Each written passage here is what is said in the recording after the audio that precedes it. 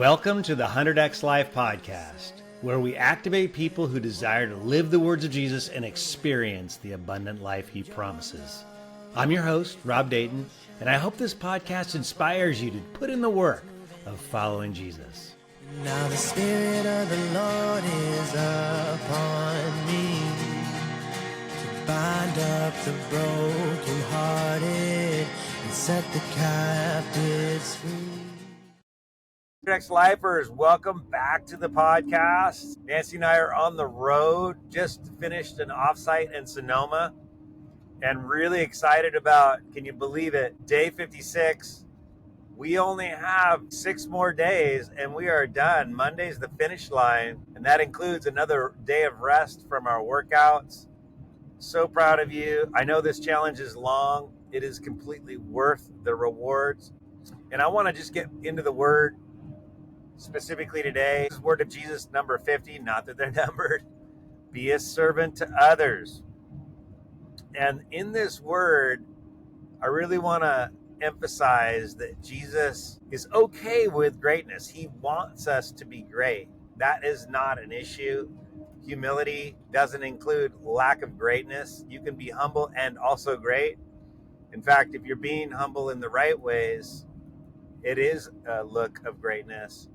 So let's get into this word. We're going to be reading from Mark today. So this is Mark 10, 42 through 45 in the NIV. And here's Jesus talking. He says, "You know that those who are regarded as rulers of the Gentiles lord it over them, and their high officials exercise authority over them. Not so with you. Instead, whoever wants to become great among you must be your servant. And whoever wants to be first must be slave of all. For even the Son of Man did not come to be served, but to serve and to give his life as a ransom for many." What I want to recognize right off the bat is that there are 2 forms of ruling. One of them is lording over other people and exercise an authority, and the other one is influence in terms of servanthood. So Jesus is calling attention to the ways of the world and how rulers exercise authority over people. And he's saying it's not going to be that for you. If you're going to practice kingdom metrics, you're going to exercise servanthood, which I would say is influence.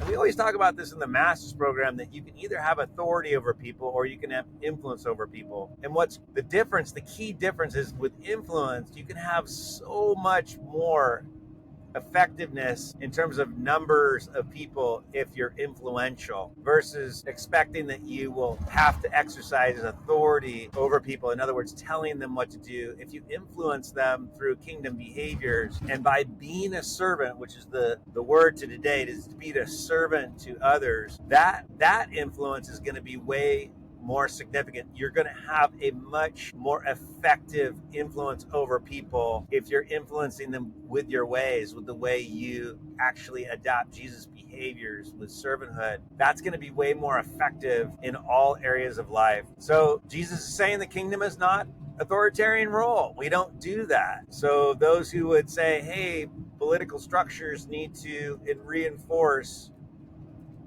kingdom behaviors, that actually is out the door. The reason why America works, this is my estimation, the reason why America works so well in democracy is we want to exercise freedom of speech, which gives people the ability to influence in any other area. And then, in my estimation, love always wins. So if we're exercising love, we're always going to have more influence in that governance. People will always be more attracted to love behaviors at the end of the day because they will see them as being more pure. They will be more attractive in terms of experience. And servanthood is a key element of love. So the kingdom metric is going to be servanthood. That's how we're going to take influence over the world, is through servanthood. It's interesting that the disciples really didn't understand that. What they understood is that the kingdom of heaven was going to come to their situation, to rescue them from the Romans. And in that context, James and John disciples of Jesus, they come to Jesus and they ask for the most important seats in the kingdom. They want to sit to his right and his left. And the other disciples are really offended by that because they think that it's the wrong question to be great. You know, why are you asking about greatness and why are you specifically singling yourselves out? And what's really interesting is that Jesus does not condemn the question. And that's really important for us to recognize. He doesn't say, hey, bad question, how do you be great? Instead, he gives the pathway to greatness, which is be a servant to all, be a slave to all, be indebted to service to everyone else. That's what greatness in the kingdom looks like. So we can actually practice kingdom excellence,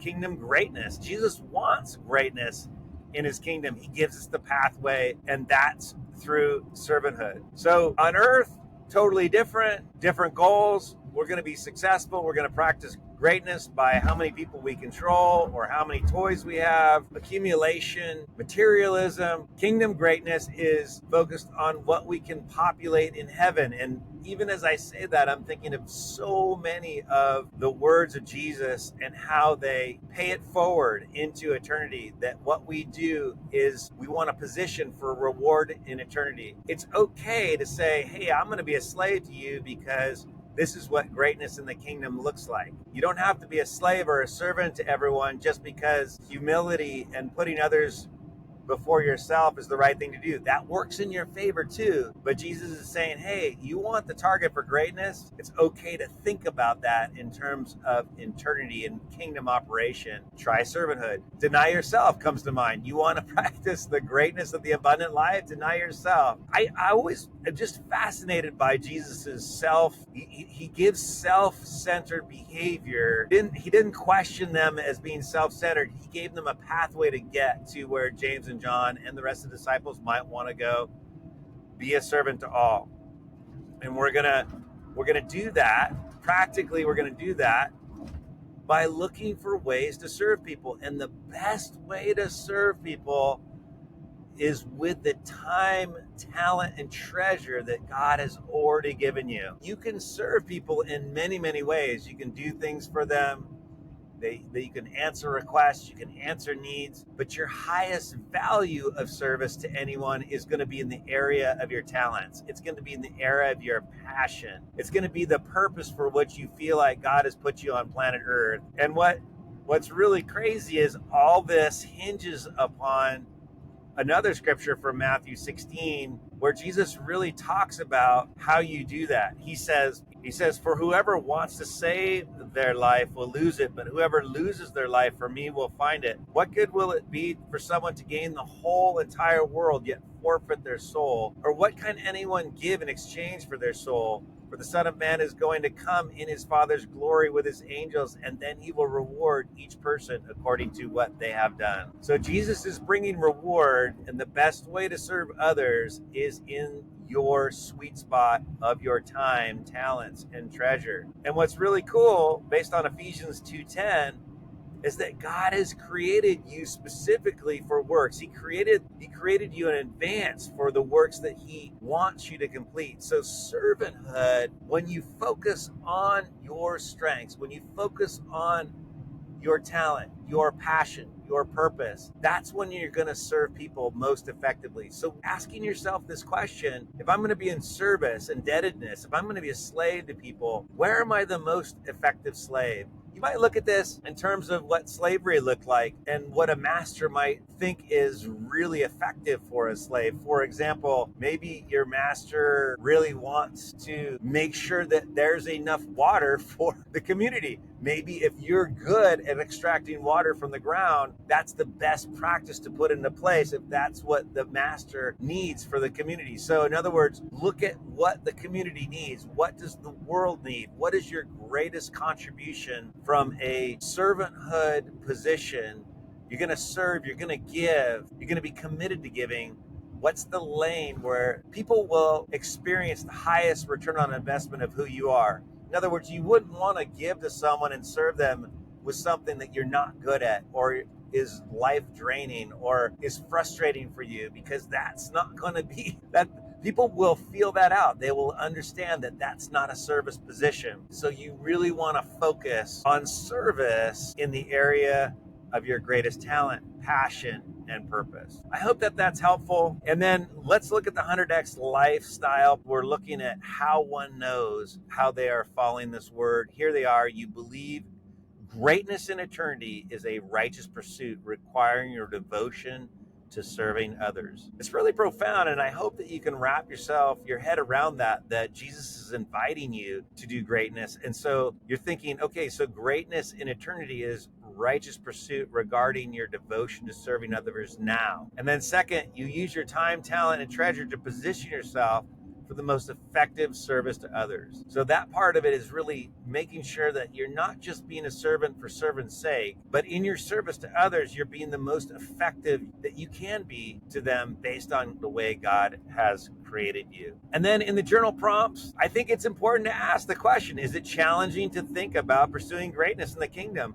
I think that people get really hung up on that. Is it okay to pursue greatness? Is that the wrong approach? Is that getting rewards to get a reward? Is that wrong? Jesus is inviting us to do that. Again, he's not condemning the question of how do I be great? He's giving you the pathway. So I think it's healthy, but you go ahead and ask the Father, ask Jesus to give you more insights. Why does he equate self-denial with greatness? If your target is for greatness and he says, hey, I'm going to deny myself, I'm going to take up my cross, I'm going to follow Jesus, I'm going to be a servant to all. Why is that greatness for Jesus? Ask him that and journal your answer. And then what mindset shift is required for you to see serving others as something to work toward? What does that look like? If you're not hung up on how to achieve greatness through servanthood, maybe for you it's just really understanding how I can be a servant. What is the mindset shift? What does it look like practically to serve my spouse well, to serve my kids well, to serve my job well, to serve with the finances that God has given me? I would say those are the fundamentals we need to ask ourselves. How do I do that service best? And then our contribution to the world. What is the world's needs, or individual needs, or community needs, or geographical needs? What are the needs that my service is best aligned with? Those are usually passions. And then what are the practical ways I can be a servant to get the highest return on investment in my servanthood? Where are people going to get the best of me? We talk about that a lot in the Master's Program. These are great questions for you to consider as Jesus invites you to be a servant to others, a servant to all. Pretty awesome stuff. It is totally the upside down kingdom. Great stuff to focus on and meditate on as we continue our journey on this 100X Life Day Challenge, or you're just finishing the book and you're thinking about, okay, so where am I in this word? Am I just receiving this word? Am I in the gym on this one? Do I need to refocus, or am I reproducing this word? Am I actually being a servant to others? Foundationally, in the areas that God's given me to serve, the people he's given me to serve first, my spouse, my kids, my workplace, my finances. And then how are you effectively servicing and contributing to the world and meeting the needs because of the strengths that God's placed in you and the design he's given you? This is his invitation, Jesus' invitation, to be a servant to others. I hope you've enjoyed this, and we will see you tomorrow. If you believe in the 100X Life movement, please follow and invite a friend by sharing this podcast. The 100X Life movement can also be found on Instagram and Facebook, and also at 100xlife.com. The 100X Life podcast was produced by Jenna D of Jenna D Services, with music by Ryan Ellis.